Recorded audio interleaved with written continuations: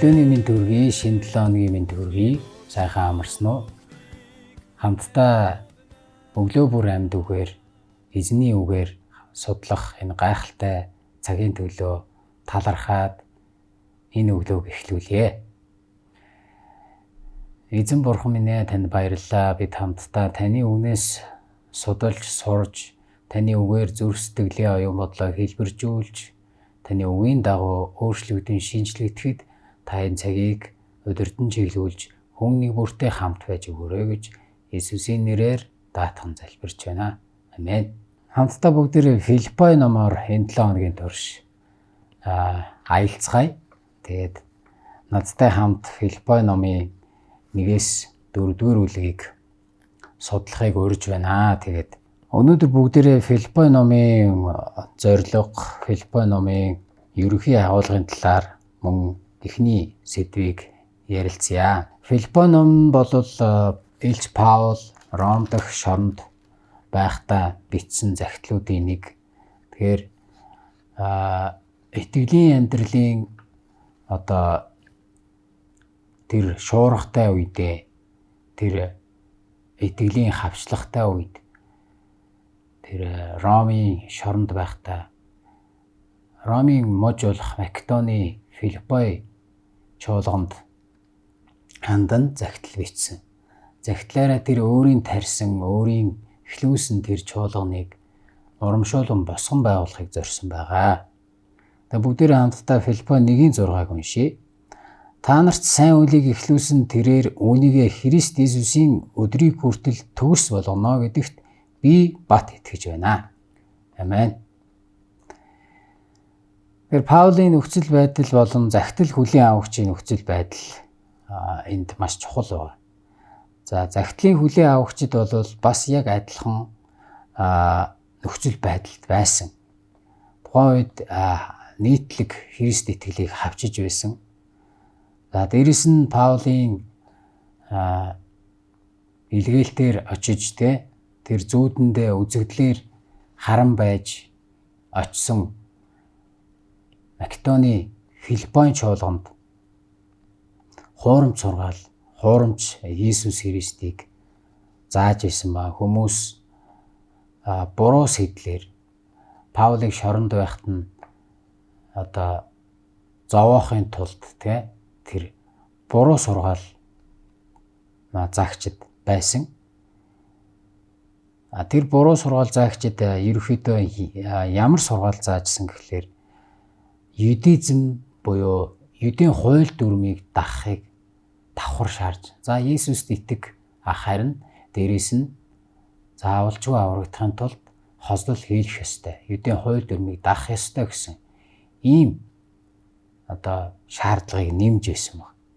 Тэгээ үүгээрээ Паулыг хорслыг төрүүлнэ гэж ийм явцуу сонин гаж ийм хүмүүс бас байсан. Тэгэхээр түүний тарьсан тэр чуулганаа тарихтаа зүгээр нэг амархан тарьж байгаагүй тэр их хавчлага зовлон донд тэр усан онгоцоор аялж маш их адал явдал зовлон туулж энэхүү чуулгануудыг босгон байгуулж ирсэн. Тэгэхээр тэр чуулганд нь шургалсан ийм буруу сургаалын эсрэг Паул мэдээж санаа зовнил байсан, залбирч исэн.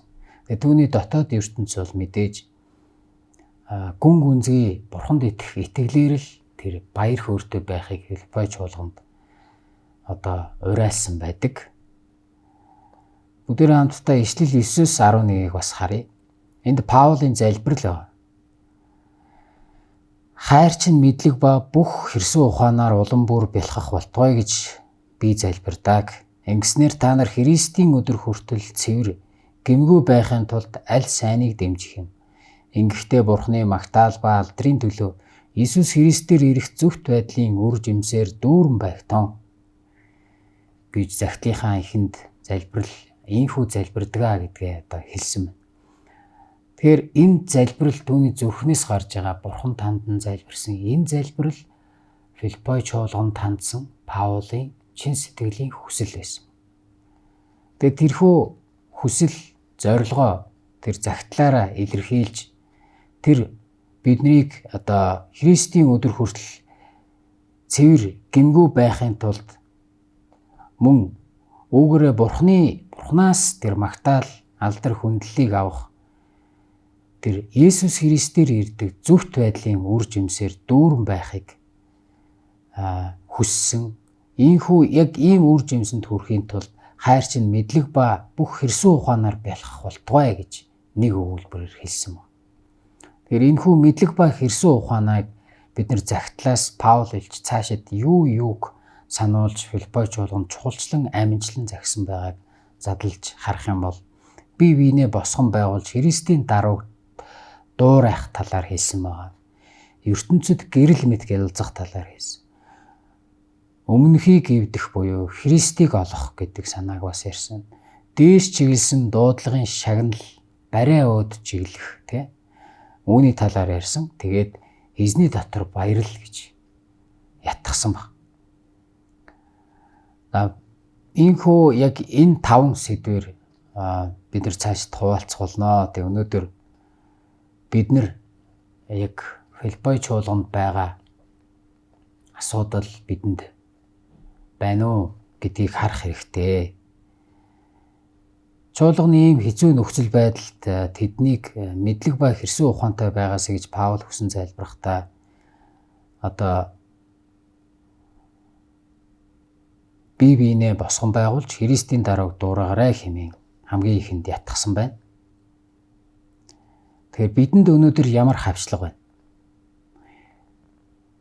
Бид нэр ардчилсан орон буюу ямарч одоо хүн ямарч шашин шүтлэг итгэл үнэмшилтэй байж болдог ийм гайхалтай нийгэмд амьдарч. Гэхдээ Монгол хүний сэтгхүү, Монгол хүмүүсийн ерөнхий хандлага бас байдаг тийм. Энэ харийн шашинд итгэжлээ, улаан Христ Есүс ч юм болчихлоо гэх мэтлэн ийм далд хавчлага байдаг. За. Тэгэхээр бидэнд ямар болгоомжлох сургаал байна? За өнөөдөр жишээлбэл магадгүй Есүст итгэсэн ч гэсэндээ та нар одоо энэ харааллаа сайн ангижрах ёстой, хараал байна гэдэг ийм одоо сургаал сүүлийн үед бас их яригдаад байгаа.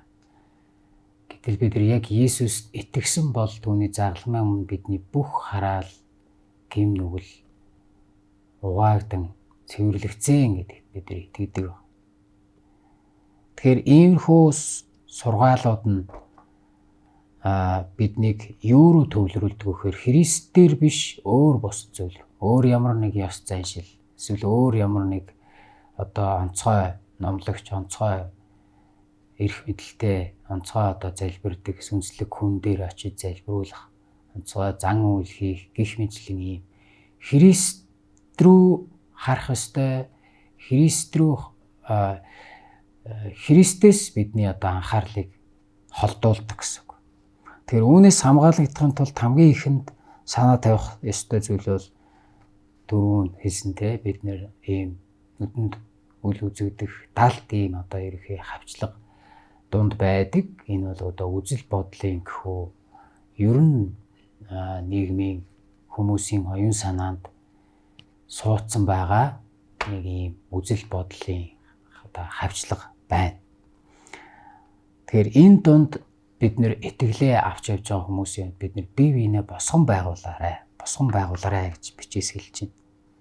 Тэгээд Христийн даруйг дуурайгарай гэж хэлсэн. Ишлэл 2-ын 3-аас 5. Ишлэл 2 дугаар бүлгийн 3-аас 5. Юугч аминч санаархал эсвэл ихэрхэг зангаар бүүхий. Харин даруугаар бие биенээ өөрөөсөө дээр гэж үзэж хүн бүр өөрийн ашиг сонирхлыг ус харин бусдын ашиг сонирхлыг хар.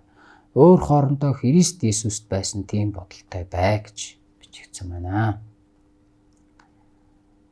Тэгэхээр Есүс эзэн үнэхээр тэр хаан судлаасаа бууж ирээд хайртай хүмүүсийнхаа төлөө амь насаа зориулсан.